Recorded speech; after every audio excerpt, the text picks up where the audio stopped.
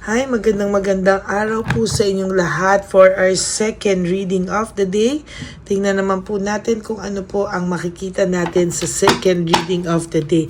I wanna see using this Pink Lover Oracle na card kung ano naman po ang makikita natin ngayong araw na ito sa kanya, no? Kung ano man po ang feelings niya, we will choose from here, no? Gusto ko pong malaman nyo na maganda po yung first reading kanina. Sana napanood nyo po, no? Pero bago po yan, sana po ay napanood nyo na po yung second reading and third reading kagabi, no? Very, very powerful reading po talaga. Pasensya na po kayo. Medyo late kong na-upload yung dalawa, second and third reading. But hinabol ko po talaga yon kasi may nangyari po. Na-copyright po tayo na hindi ko alam bakit. So, I had to do another shoot, no? Para po dito sa ating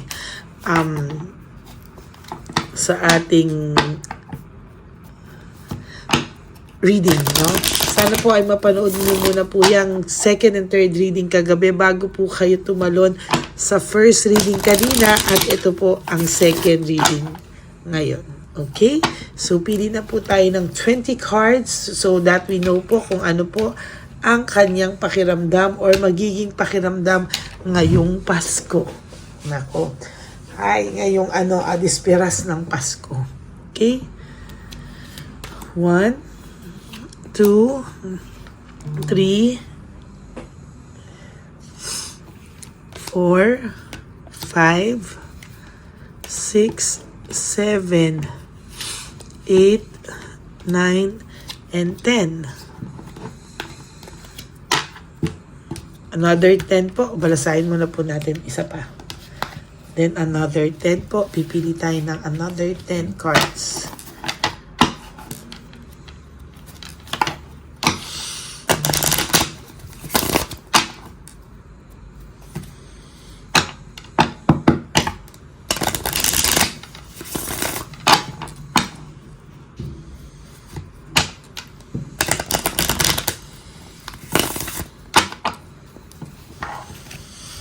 Pwede po tayo ng another 10 cards, no?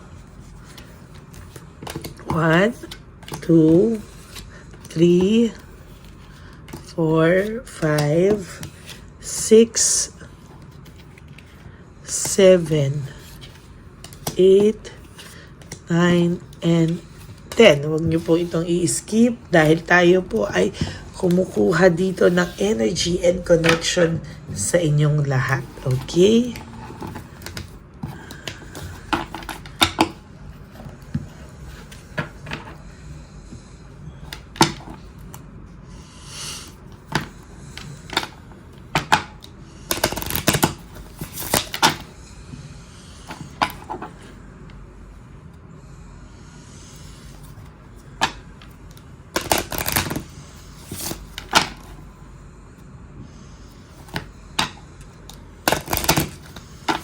Okay, game po, no? Okay, game po. I hope that you can forgive me one day, no? Itong tao pong ito ay nag-iisip, no? Na sana po ngayong Pasko, mag-iisip po siya, no? Bakit, anong maiisip niya sa'yo? Sana daw ay balang araw ay mapatawad mo siya, no? Talagang sa nakikita ko po dito ay, sabi ko po sa inyo dun sa first reading kanina, no, na ngayong Pasko po itong taong to ay maiisip at maiisip ka po niya ngayong araw na ito hanggang bukas, no, disperas ng Pasko hanggang sa Pasko at hanggang itong buong okasyon na to, hindi ka po niya makakalimutan, no? Alam niya daw po, I know I mess up everything. Alam niya po na sinira niya lahat, no? Sinira niya lahat, ibinasura niya lahat, lahat po ay kasalanan niya, no? Sinira niya pong lahat, no? Kaya alam niya po na nag-e-expect siya na or nag-umaasa siya na sana ay someday mapatawad mo siya, no? Naiisip niya raw po lahat ng detail o detalye tungkol sa inyo o dun sa paghihiwalay nyo, no? Yung araw na kayo ay maghihiwalay na, bumabalik-balik daw po sa isipan niya ito at talaga naman pong kasalanan niya. Bakit niya po ito bakit po ito nangyari sa kanya, no? I feel you even though we are apart, no? Ngayon po, no, sabi ko sa inyo naiisip niyo po kayo at nararamdaman niya po kayo kahit kayo ay malayo. Kaya sabi ko po sa inyo, pagpasensyahan niyo lang po kung hindi kayo nakakatulog, kung kayo po ay sa gabi po kayo po ay nag-iisip or biglang kayong napapatulala, no? Nag-iisip, napapatulala at kayo po ay parang naaaligaga ng hindi nyo po alam, no? I want to tell you how I feel. Sabi niya, gusto niyang masabi sa iyo kung ano talaga yung kanyang nararamdaman pero hindi niya po magawa, no? Sabi niya, kaya iniisip na lang niya yung magaganda niyong conversation, magaganda niyong samahan ay nire-replay niya po sa isip niya over and over and over again, no? Sabi niya po, I lost myself for a little while. Nawala daw po siya sa sarili niya, no? Nawala daw po siya sa sarili niya for a little while and hindi niya po alam kung ano ang mangyayari sa kanya dahil siya po ay parang hindi niya raw alam kung bakit parang nawala siya sa sarili niya, parang hindi niya po maintindihan, ano? You came closer than anyone, ano? Nararamdaman niya po na ikaw po ay talagang ikaw pa rin po at talagang hindi ka po wala pong papantay pa sa iyo sa kanya, no? Yung pinagsamahan niyo po technically is meron po siyang ayan, no? Meron po siyang parang you came closer than anyone. Parang lahat po dito ng dumaan sa kanyang buhay ay parang hindi niya po maintindihan kung bakit parang ikaw pa din after all of these years na pinaiisip niya po yung samahan niyo po, yung all of those years na magkasama kayo o yung mga pinagsamahan niyo, whether maikli o mahaba, ay naiisip niya, pinipilit niya pong kalimutan, pinipilit niya pong i-divert sa ibang bagay like sa trabaho or sa mga pwede niyang pagkaabalahan or sa ibang tao, pero sad to say, naiisip ka pa rin po niya for whatever reason. Talagang naiisip ka niya, and I can't stop thinking about you. Hindi po niya ikaw makalimutan at hindi ka po niya talaga nakakalimutan, ano? Ayan po yung sinasabi ko sa inyo. I know that I crossed the line with you. Sabi niya po, naiisip niya daw po na sumobra na siya sa iyo, umabuso siya sa iyo at talagang nasagad ka na din sa kanya. So, itong tao pong ito ay sa ngayon talaga alam niya po na sobra-sobra po yung dinanas mo sa kanya. At sa lahat ng dinanas mo sa kanya, it was my fault but I blamed you. No, parang ikaw pa po yung sinisi niya sa lahat ng nangyari sa buhay niya, no? Ikaw pa po yung sinisi niya sa lahat ng mga nangyaring ito, na parang siya na nga yung nanglamig, siya na nga po yung merong mga ginawang kalokohan, pero parang pinalabas niya na ikaw ay masama, na ikaw ay hindi mabuti, na ikaw ay naku talaga, no? Sinasabi ko po sa inyo ay talagang ayan, no? Magulo po ang taong ito, no? My life is not as together as it seems, no? Ang taong ito po ay nakakaramdam ng matinding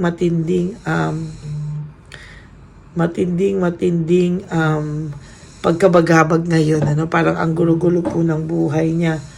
Oh, talagang ay nako.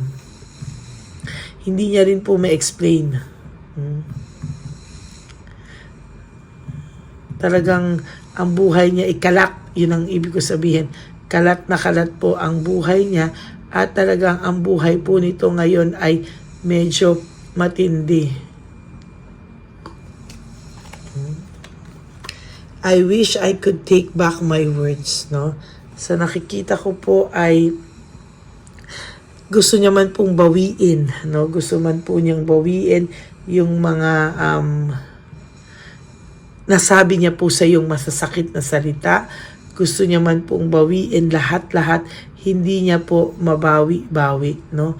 Para po siyang nasasaktan na hindi niya ayan no, hindi niya po alam no kung bakit po siya ganyan po siya katinding magsalita, masakit po siyang magsalita, and technically po talagang hindi po niya alam kung ano po ang nagawa niyang mga bitawang salita sa iyo, no? Yan, no? Gusto niya man i-take back, kaya lang yung sinasabi natin, ingatan yung mga salitang lalabas sa bibig natin dahil hindi lahat ng salitang lumalabas sa bibig natin ay pwede pa nating kontrahin o ibalik, no? Masakit po yan, ayan, no? Yan, di ba?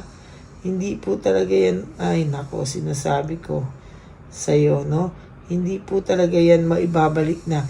Once na nakapagsalita ka po ng masakit sa tao, lalo na akala mo palagi-lagi talaga na mapapatawad ka nito dahil mahal ka nito.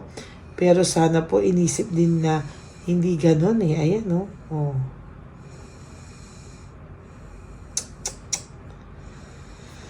Ay. Masakla po, oh.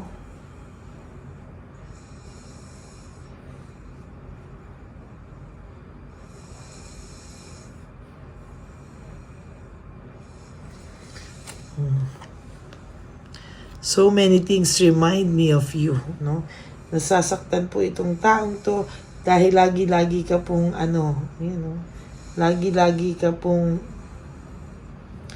lagi-lagi ka pong pumapasok sa isipan niya. Marami pong bagay ang nagre-remind sa iyo.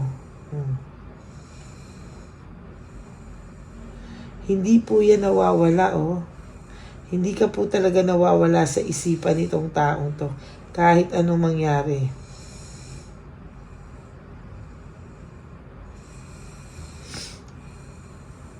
Ayan. You were the best thing in my life, sabi niya. Isa ka daw sa pinaka-best na nangyari sa buhay niya, at sa nakikita niya ngayon ay talagang ngayon niya po nararamdaman yan, o ngayon niya po nafe-feel yan lahat, no? Malungkot man po siya, pero talagang darating at darating po yan sa kanya na ganyan po yung mararamdaman niya dahil lahat po ay ginawa mo with so much love, no? Sabi niya nga lang yung timing sa ngayon ay hindi tama, no? Para gumawa siya ng paraan o gumawa siya ng way na magkausap kayo, no? Sabi niya po, kasi wala siyang mukhang maiharap sa'yo because ang iniisip niya, I wish I had treated you better, no? Pinagsisisihan niya din po ito at talagang hindi niya po sinasadya, no? Na